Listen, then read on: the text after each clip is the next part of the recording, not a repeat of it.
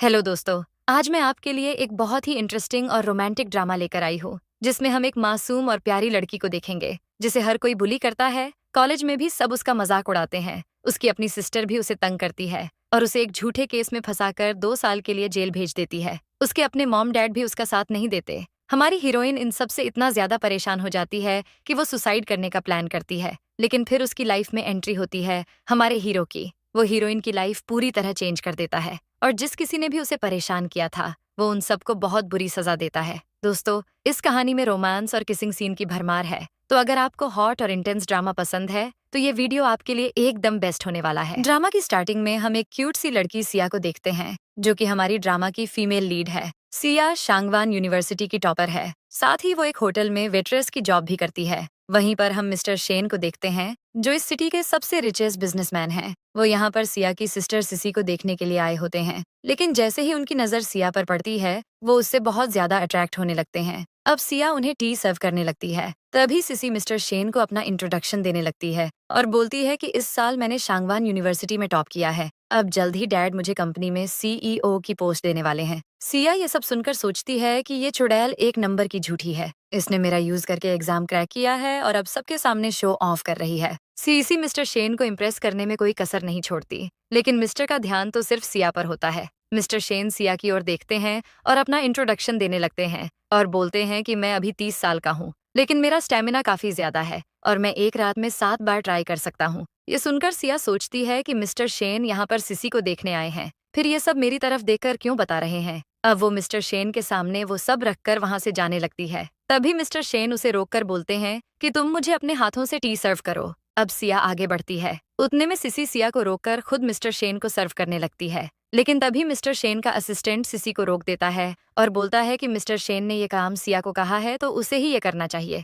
अब सिया सिसी के पास से टी लेकर मिस्टर शेन को सर्व करती है। जैसे ही मिस्टर शेन उसे पीने लगते हैं तभी उन्हें एहसास होता है कि इसमें नशीली दवाई मिलाई हुई है। वो सिया से पूछते हैं कि तुमने इसमें कुछ मिलाया तो नहीं है ना। सिया फौरन मना कर देती है और बोलती है कि मैं ऐसा क्यों करूंगी। अब मिस्टर शेन उस पर ट्रस्ट करके वो पी लेते हैं। अब सिया मिस्टर शेन से बोलती है कि मुझे थोड़ा काम है और इतना बोलकर वहां से चली जाती है। तभी मिस्टर शेन सिसी को भी वहां से जाने को बोलते हैं। ये सुनकर सिसी परेशान हो जाती है और सोचती है कि मैंने मिस्टर शेन की टी में नशीली दवाई मिलाई थी ताकि मैं उनके साथ नाइट स्पेंड कर सकूं। अगर मैं यहाँ से चली गई तो ये कभी पॉसिबल नहीं हो सकता। अब वो मिस्टर शेन से बोलती है कि क्या हम कुछ देर के लिए अकेले बात नहीं कर सकते। मिस्टर शेन फौरन मना कर देते हैं। सिसी उन्हें कन्विंस करने की कोशिश करती है लेकिन तभी असिस्टेंट सिसी को वहां से बाहर निकाल देता है। ये देखकर सिसी को बहुत ज्यादा गुस्सा आता है। तभी उसकी नजर बाहर काम कर रही सिया पर पड़ती है और वो बोलती है कि ये सब सिया की वजह से हुआ है। अगर वो मिस्टर शेन के सामने ना आती तो वो मुझे इस तरह इग्नोर नहीं करते। वो अपना गुस्सा सिया पर निकालने के लिए होटल के मैनेजर ली को कॉल करती है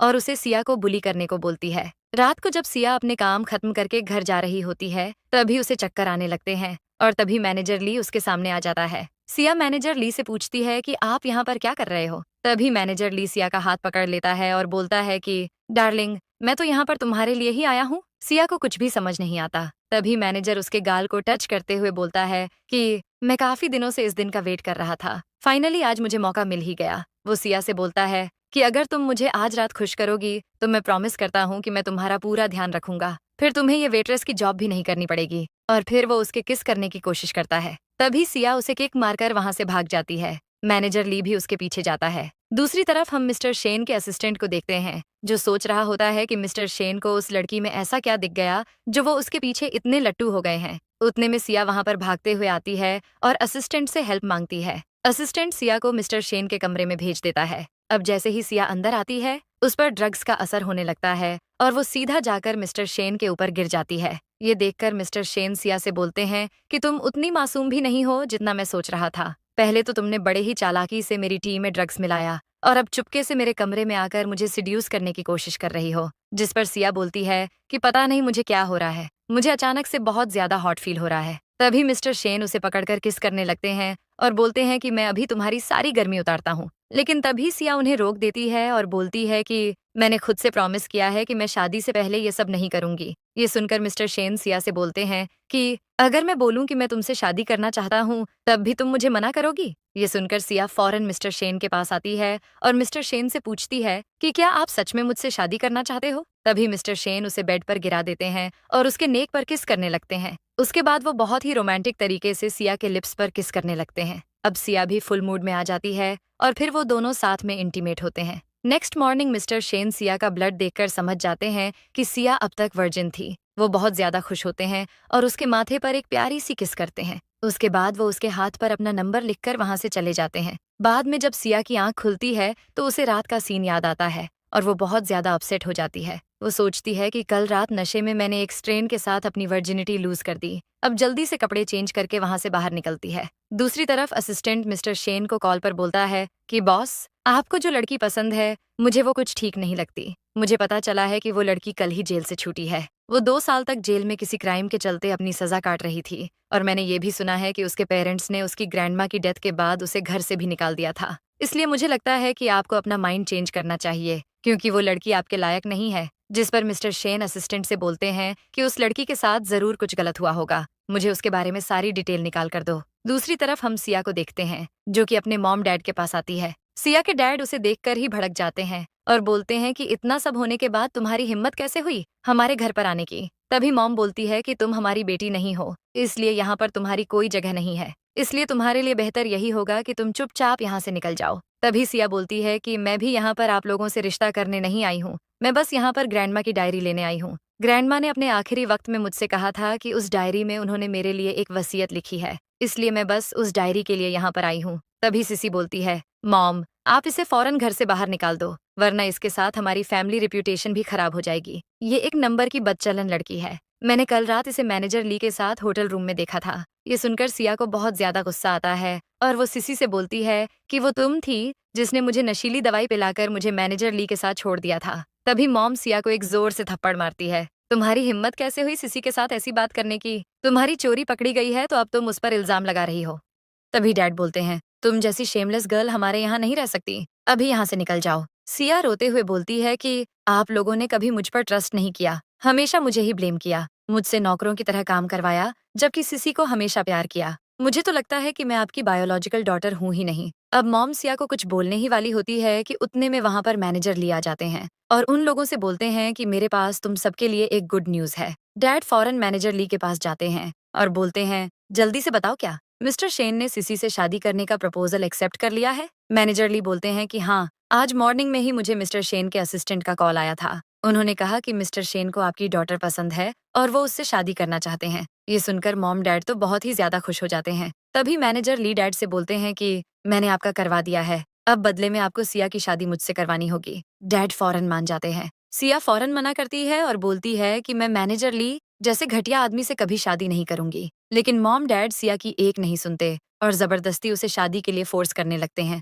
सिया वहां से भागने की कोशिश करती है लेकिन वो लोग उसे बांधकर वहां से ले जाने लगते हैं। लेकिन तभी वहां पर मिस्टर शेन आ जाते हैं। सिसी मिस्टर शेन को देखकर बहुत खुश होती है और मॉम से बोलती है कि मिस्टर शेन मेरे लिए खुद चलकर आए हैं। लेकिन तभी मिस्टर शेन के बॉडीगार्ड मैनेजर ली को पकड़ लेते हैं। मिस्टर शेन मैनेजर ली से बोलते हैं कि तुम्हारी हिम्मत कैसे हुई सिया को हर्ट करने की? फिर वो अपने आदमियों से बोलते हैं कि इसकी मार मारकर सारी हड्डियां तोड़ दो। फिर मिस्टर शेन सिया के पास आते हैं और उसे अपने गोद में उठाकर वहां से ले जाते हैं। ये देखकर सिसी और उसके मॉम डैड तो शॉक हो जाते हैं। मिस्टर शेन सिया को अपने घर लेकर आते हैं। उसे अभी भी कुछ समझ नहीं आ रहा होता है कि ये सब क्या चल रहा है। उतने में वहां पर सिसी अपने डैड को लेकर आती है और मिस्टर शेन से बोलती है कि आप तो मुझसे शादी करने वाले थे, फिर इसे यहाँ पर क्यों लेकर आए हो? तभी डैड बोलते हैं कि मिस्टर शेन, आप गलत लड़की को लेकर आए हो, ये किसी काम की नहीं है। मुझे तो इसे अपनी बेटी कहते हुए शर्म आती है, इसलिए आप इसे छोड़कर सिसी से शादी करो, ये आपके लिए एकदम परफेक्ट है। तभी मिस्टर शेन बोलते हैं कि तुम्हारी हिम्मत कैसे हुई बिना परमिशन मेरे घर में घुसने की, और खबरदार अगर तुमने सिया के बारे में एक और लफ्ज भी बोला,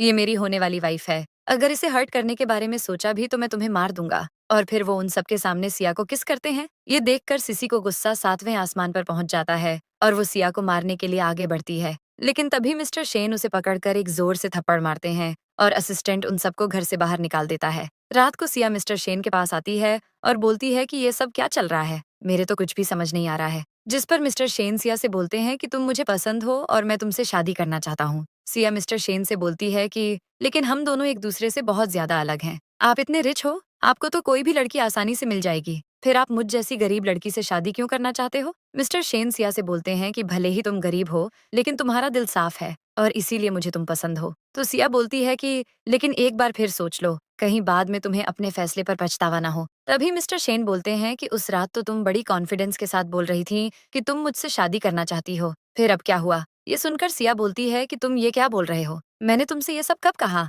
अब मिस्टर शेन समझ जाते हैं कि सिया को नहीं पता कि उस रात उसके साथ वो लड़का मैं ही हूँ। अब मिस्टर शेन सिया से बोलते हैं कि अभी तुम आराम करो, हम बाद में इस बारे में बात करेंगे। अब सिया फ्रेश होने के लिए जाती है, लेकिन तभी वो अपने हाथों पर फोन नंबर देखती है और उसे याद आता है कि लास्ट नाइट वो जिस स्ट्रेंजर के साथ थी, उसने ये नंबर लिखा है। वो उस नंबर पर कॉल करती है। तभी वो मिस्टर शेन के फोन की रिंग सुनती है और उसे लगता है कि ये नंबर मिस्टर शेन का ही है। जैसे ही वो मिस्टर शेन के पास चेक करने के लिए आती है, तो मिस्टर शेन अपना फोन साइलेंट कर देते हैं, जो देखकर सिया को लगता है कि शायद वो स्ट्रेंजर मिस्टर शेन नहीं है। मिस्टर शेन सिया को बेचैन देखकर सब समझ जाते हैं। जैसे ही सिया वहाँ से जाने लगती है, मिस्टर शेन उसे पकड़कर किस करने लगते हैं और फिर अपने शर्ट उतारते हैं और फिर सिया के दोनों हाथों को बांधकर उसके लिप्स पास किस करने लगते हैं। तभी सिया समझ जाती है कि लास्ट नाइट वो जिस पर्सन के साथ थी, वो मिस्टर शेन ही थे। वो फौरन मिस्टर शेन से दूर हट जाती है और उनसे बोलती है कि तुमने मुझे बताया क्यों नहीं कि लास्ट नाइट तुम मेरे साथ थे?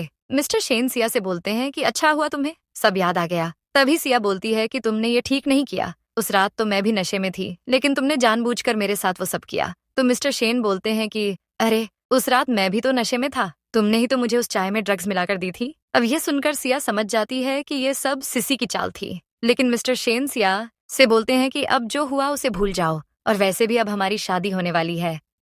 अगले दिन जैसे ही सिया उठती है तो उसके सामने बहुत सारी सर्वेंट उसका वेलकम करती हैं और वो लोग सिया के साथ बहुत प्यार से बात करते हैं। ये देखकर सिया बहुत ज्यादा खुश होती है क्योंकि आज तक उसे इतनी इज्जत किसी ने नहीं दी। अब वो लोग सिया को रेडी करते हैं। सिया अच्छे से रेडी होकर मिस्टर शेन के पास जाती है। तभी वहाँ पर सिया का कॉलेज फ्रेंड जिन्हू आ जाता है। जिन्हू कॉलेज टाइम से ही सिया को लाइक करता है। जिन्हू को देखकर सिया बहुत ज्यादा शॉक हो जाती है। तभी वहाँ पर मिस्टर शेन आ जाते हैं। मिस्टर शेन जिन्हू के अंकल होते हैं। जिन्हू सिया से पूछता है कि तुम अंकल शेन के साथ क्या कर रही हो? तो सिया जिन्हू को बोलती है कि हम दोनों आज शादी करने वाले हैं। ये सुनकर जिन्हू शॉक हो जाता है और बोलता है तुम पागल हो गई हो क्या? तुम अभी सिर्फ 20 साल की हो और मेरे अंकल तुमसे कई ज्यादा बड़े हैं, तुम उनके साथ शादी कैसे कर सकती हो? अब सिया जिन्हू की बात का कोई जवाब नहीं देती। तभी जिन्हू सिया से बोलता है कि मैं सोचता था कि तुम बाकी लड़कियों की तरह नहीं हो जो पैसों के पीछे भागती हैं, लेकिन तुम भी उनके जैसी निकली। अगर पैसों के लिए अंकल शेन से शादी कर रही हो तो मुझे बताओ, मैं तुम्हें उनसे ज्यादा पैसे देने को तैयार हूँ।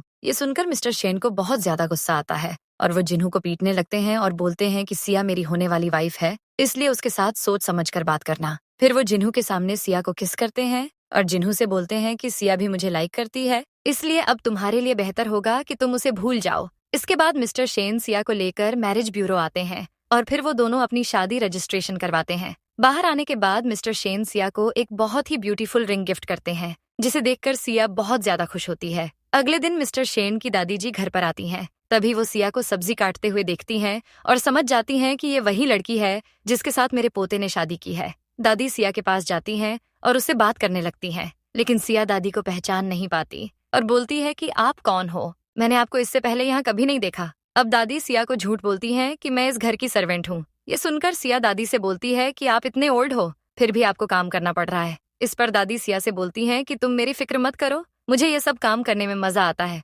उतने में वहाँ पर सिसी आ जाती है। सिया सिसी से बोलती है कि तुम यहाँ पर क्या करने आई हो? तो सिसी बोलती है कि तुम होती कौन हो मुझसे ये सब पूछने वाली? मैं यहाँ पर मिस्टर शेन से मिलने आई हूँ। सिया सिसी से बोलती है कि मिस्टर शेन यहाँ पर नहीं है, वो अभी अपने ऑफिस में है। लेकिन सिसी सिया की बात नहीं सुनती और वो मिस्टर शेन को इधर उधर ढूंढने लगती है। तभी सिया सिसी से बोलती है कि मेरे हस्बैंड घर पर नहीं है। ये सुनकर सिसी का दिमाग खराब हो जाता है। वो सिया से बोलती है कि तुम्हारी हिम्मत कैसे हुई मिस्टर शेन को अपना हस्बैंड बोलने की? वो तुम जैसी सड़क छाप लड़की से कभी शादी नहीं कर सकते। उतने में दादी सिसी को मैरिज सर्टिफिकेट दिखाकर बोलती हैं कि उन दोनों की शादी हो चुकी है। ये सुनकर सिसी को बहुत ज्यादा गुस्सा आता है और वो दादी पर चिल्लाने लगती है और बोलती है कि जरूर ये सर्टिफिकेट फेक होंगे। सिसी दादी के साथ बदतमीजी करने लगती है। ये देखकर सिया को भी गुस्सा आ जाता है और वो सिसी को पीटने लगती है। सिसी भी सिया के बाल पकड़कर खींचती है। इस वजह से सिया को भी चोट लग जाती है। ये देखकर दादी जी को बहुत ज्यादा गुस्सा आता है और वो सिया का हाथ पकड़कर सीधे उसे मिस्टर शेन के पास ले जाती है, जो कि अपने दोस्तों के साथ एक एक्सपेरिमेंट कर रहे होते हैं।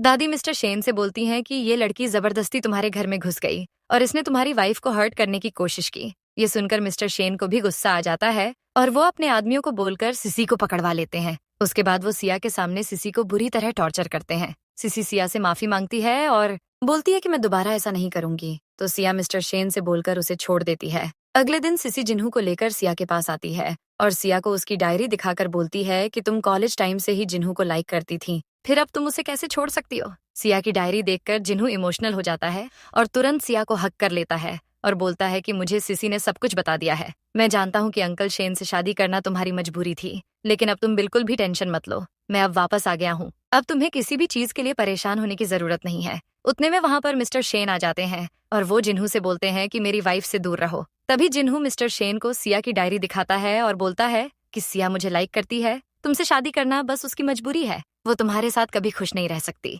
मिस्टर शेन सिया से पूछते हैं कि क्या ये सच है, क्या इस डायरी में जो कुछ भी लिखा है वो सच है। सिया रोते हुए मिस्टर शेन से बोलती है कि हाँ ये सच है, मैं कॉलेज टाइम से ही जिन्हू को लाइक करती थी, लेकिन वो मेरा पास्ट था। अब मैं उससे प्यार नहीं करती, क्योंकि जब मुझे उसकी सबसे ज्यादा जरूरत थी तब वो मेरे साथ नहीं था। मेरे मॉम डैड ने भी मेरा साथ छोड़ दिया था, कोई भी मेरे साथ नहीं था, और तब तुम एक एंजल की तरह मेरी लाइफ में आए, इसलिए मैं अब सिर्फ तुमसे प्यार करती हूँ। ये बोलकर वो वहाँ से चली जाती है। मिस्टर शेन जिन्हू को बोलते हैं कि अब तो तुम्हें यकीन हो गया होगा कि सिया कभी मुझे छोड़कर नहीं जाएगी। अगले दिन मिस्टर शेन एक पार्टी अनाउंस करते हैं जहाँ पर वो सबके सामने सिया को अपनी वाइफ इंट्रोड्यूस करते हैं। तभी सिसी वहाँ आती है और सिया की इंसल्ट करने लगती है और बोलती है कि ये लड़की नाजायज है। मिस्टर शेन ने इससे शादी करके बहुत बड़ी गलती की है, इसे तो ये भी नहीं पता कि इसके असली माँ बाप कौन है। ये सुनकर सब लोग शॉक हो जाते हैं। सिया को भी कुछ समझ नहीं आता। तब सिसी उन लोगों को बोलती है कि ये लड़की मेरी बायोलॉजिकल सिस्टर नहीं है, मेरे पेरेंट्स को ये एक सड़क के किनारे मिली थी, उन्होंने इसे पाला पोसा,